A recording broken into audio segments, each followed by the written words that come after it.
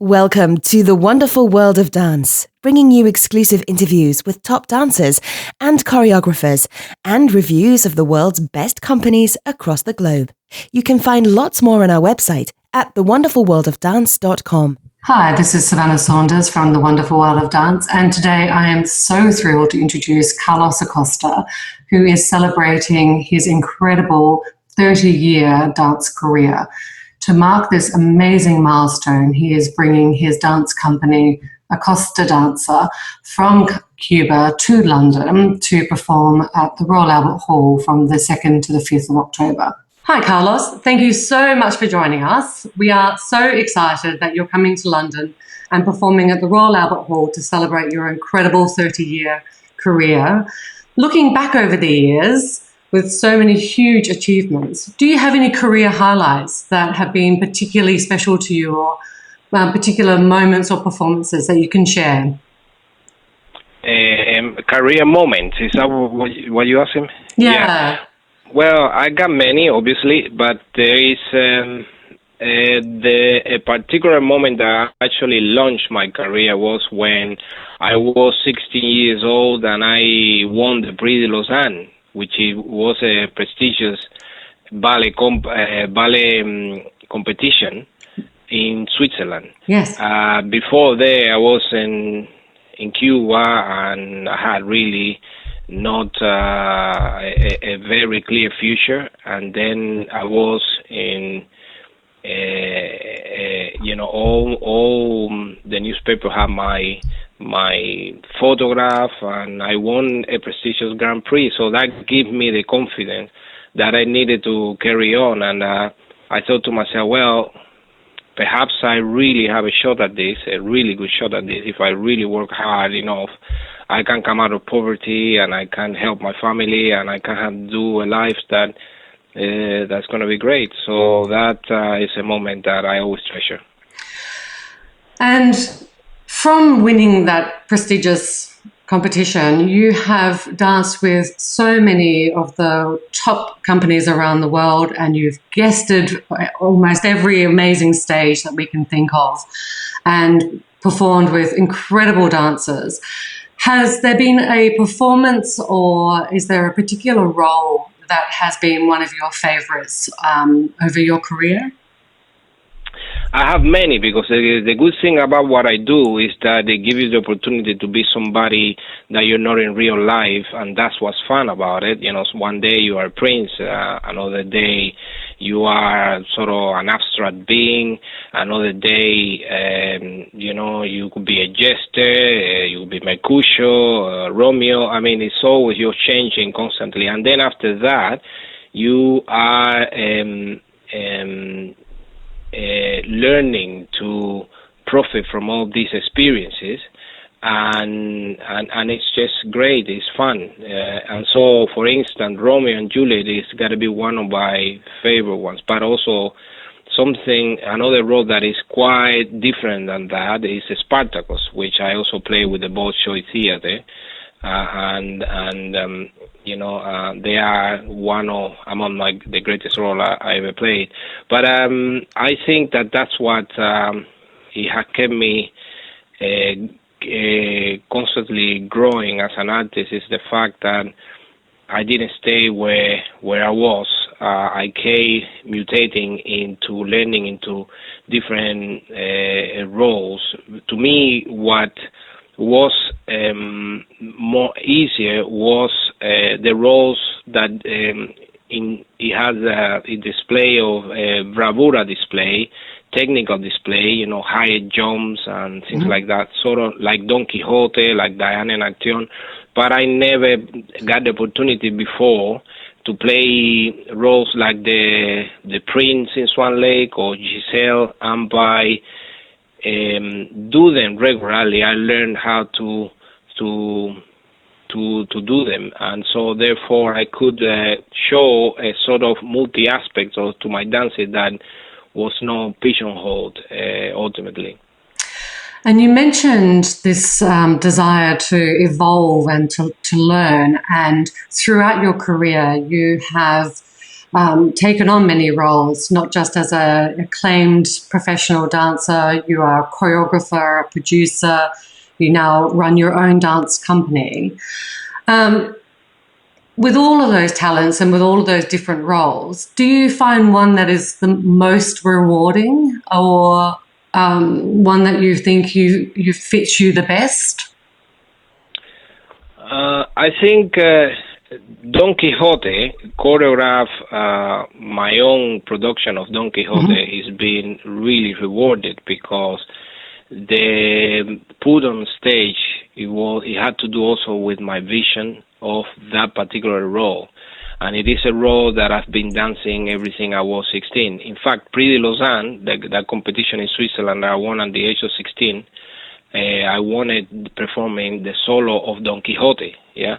And then I had the opportunity to create a 3-act ballet in 2014, it was, I think, to the Royal Ballet, and I performed in it as well. So it had the evening. It has everything to do with my vision about that particular classic, and also I was also the Basilio, which was the main character, and that it was very rewarding, where you have all these elements, the choreographic elements, the performing elements, all these elements coming together. It was the ultimate greatest reward that you could ever have, because it was just also not just the dancing aspect, but also it was an achievement in terms of choreographically. So I think that to me it summarizes everything that up until that point I could cultivate throughout my career. What an amazing production that was. Absolutely. Quite incredible. You saw it. Yes. Yeah, absolutely. Yes. I still remember it. It was amazing. But you retired from classical ballet 2 years ago as a full-time performer. Tell us about your experience of transitioning from the principal roles to now running your own company. What does that last 2 years look like for you? Yeah, like any transition, it's very nerve-wracking, because you don't know whether if what you're going to do after is going to fulfill you as much. But I have to say it was very seamless, because I was always somebody who was doing many things at the same time. It wasn't always about dance for me. It was about evolving and exploring and being curious. That's what it was all about, and therefore that curiosity led me to write a couple of books and to choreograph and to put on my own shows at the same time, dancing many other roles. And so when that particular moment arrived, I already at that point formed my company. So it was a seamless transition from being a classical dancer into a platform that I already created that gave me the chance to carry on to dancing eventually more contemporary roles, and also working with different choreographers. But nevertheless, I was very nervous. I thought that perhaps whatever come next wasn't going to bring me as much fulfillment, but it has. And also that also what was very rewarding is the fact that I have my daughters. I got 3 daughters, and I have more time to spend with them, because my eldest daughter, I was again, it was that transition, and I'm still dancing with the Royal Ballet and touring everywhere. So I had a regret that I couldn't spend as much time with her as I wanted to. But now I can, although I'm still, sometimes I have to go to Cuba and so on. It gave me the chance to be actually a father to them and to be involved in whatever is going on in their life. So I think this new chapter in my life have bring me a lot of joy, actually. I have to say, it's not often that we hear men or male dancers talking about their fatherly role.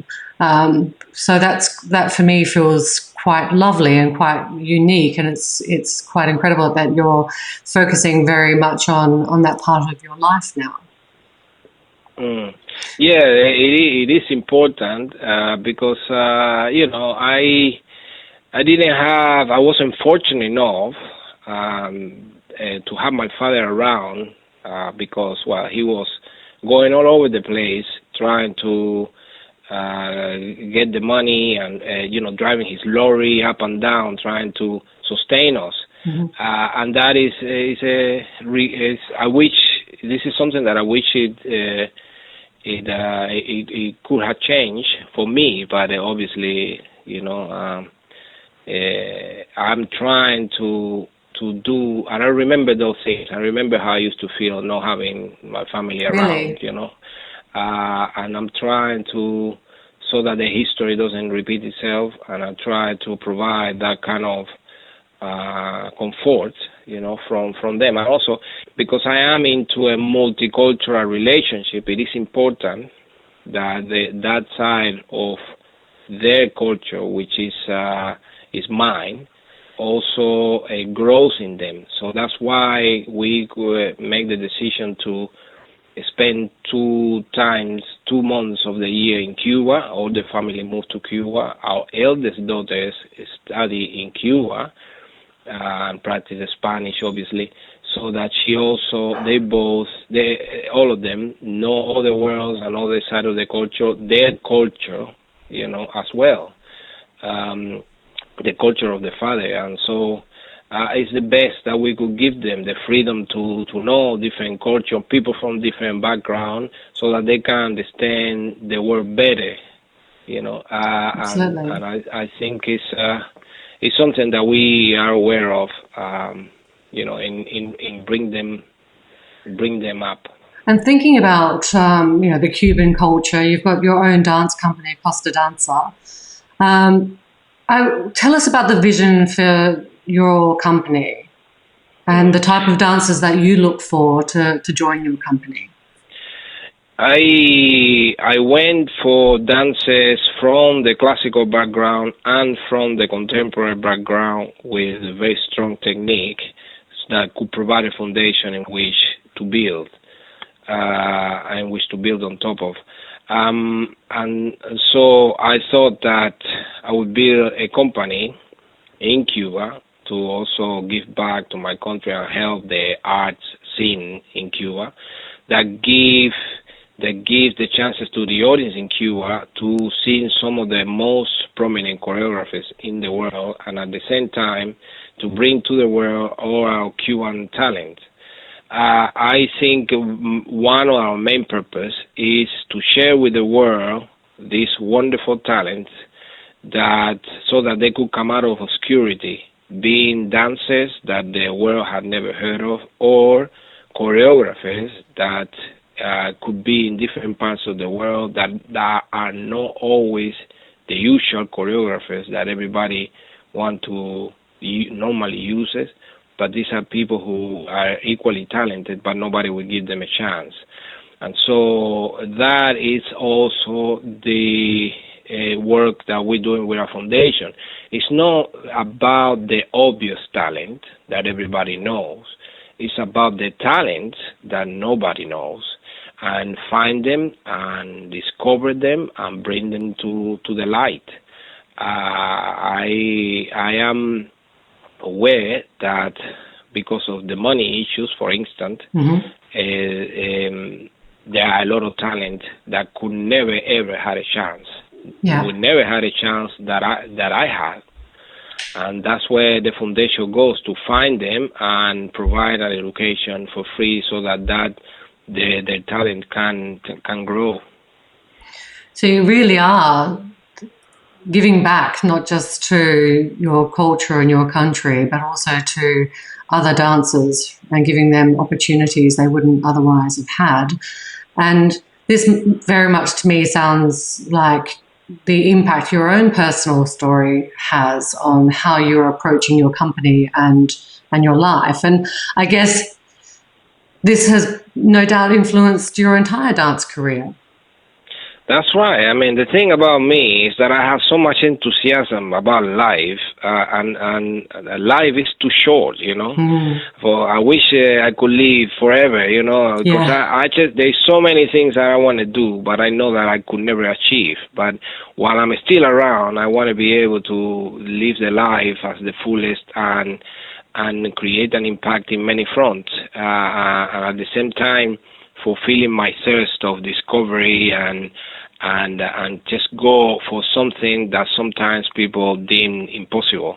I can only do little by little, but I already, with my company that is only 3 years old and my school that started, you know, we have proved that, you know, we got something going on here, and this is going to hopefully be visible in these shows coming up in October in the South as well, because for the first time we're going into a venue which is very large without the help of any international stars. There is basically a full orchestra, myself and my company, and we're going to perform Carmen, which is a choreography that I did, with my dancers. So the Carmen for the first time is not going to be the most talk about star, you know, that everybody knows. Is going to be equally an amazing star that nobody knows, and hopefully from this point on, everybody knows. And that's what it's all about. That in this other camp of obscurity, there are many talents that are not obvious, that they're waiting to be discovered. And in Cuba, there are many talents. And a talent that if we don't do something about them, they will leave. They will leave the country, go to another company. And it is also a big challenge for me for them to bring the word to them, for them to meet the financial expectations that allow them to stay and had the privilege that I didn't have, because I didn't have the privilege of growing up with my family, because I had to leave everything behind and go and dance so that I could sustain them. But them locally can do all that, have a great career, travel the world regularly, and go back to their country of origin and share all that with the parents, and having the car, the houses, the income they need to live in the country. That's the natural thing. It's the most natural thing. But it is a big challenge, and at the moment, you know, and I know that you know, I'm not going to be able to succeed in all of them, because you know, everybody will want to choose a life that they want to choose, regardless. But I can always try. And at this point, I think the whole team of Acosta Danza is doing a great job in doing so. Absolutely. I'm quite taken back by what you've just said there. And I'm really keen to understand from you. You talk about this, you know, giving the opportunities to the next generation and really showcasing the local talents and enabling them to have a flourishing and fulfilling professional dance career within their own hometowns. Thinking about those aspiring dancers, not just in Cuba, but also around the world, who would listen to your own story of, you know, being the youngest of 11 children in an impoverished family and going on to succeed, and still really focused on giving back and creating and involving in so many dreams and visions still to come. What advice would you give to other young aspiring dancers who would love to be able to have a successful career in dance? Well, it's got to be, it's like I always say, that hard work will always prevail. There's going to be people all the time in your path that say you're not good, or you're not good enough, or you're not going to get anywhere, or maybe a teacher that shouts at you and everything and makes you perhaps run away from it all, or fall out of love to this wonderful world that we call dance. But, you know, this is is life itself. It's not about even dance. It's about life itself. You're always going to have obstacles, and then at the end you have choices. What do you do with those obstacles? And my advice is always just work harder and try to be focused and never give up on your dream for nobody, because nobody should have that power over you and your dreams.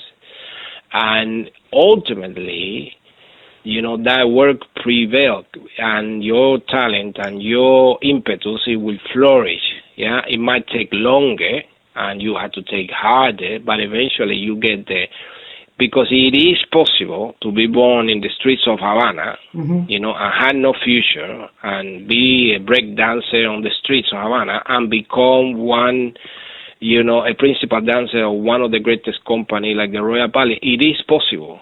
Yeah, it's not a myth or a cliche. It is possible. I mean, I've done it, and I did it fair and square by working hard and listening and retaining that enthusiasm that it led me to today, and that ultimately the sun is so bright you cannot hide it with your hand, with fingers. It's too bright, and you have to turn yourself into the sun that bright, so that if you're black or from wherever you are come from, or you have different origins, or you look at a certain way, you'll be so bright that people cannot ignore you. And I believe that working and dreaming can achieve this. That is such beautiful and practical advice, which I'm sure listeners around the world will take to heart. And I love that vision of being as bright as the sun that you can't ignore.